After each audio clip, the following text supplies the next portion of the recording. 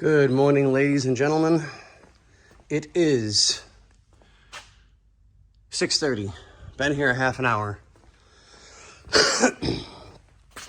Transmission pan. Got to get it cleaned up so I can get it bolted on with gasket. Get that taken care of. So we're just trying to clean it up a little bit.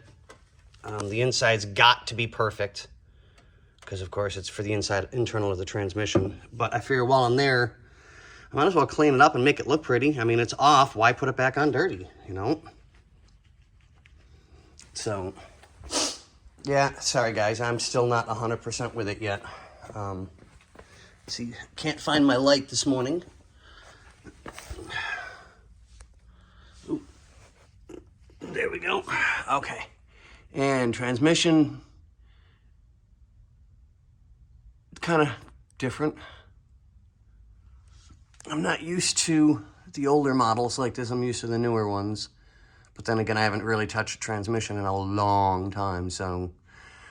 Okay, well, we're trying to go for that Thanksgiving miracle. Fingers crossed, there's not much left. So, but let me get back to work here, get this taken care of. John, I promise you I'm doing my best. We'll get you taken care of, buddy. All right.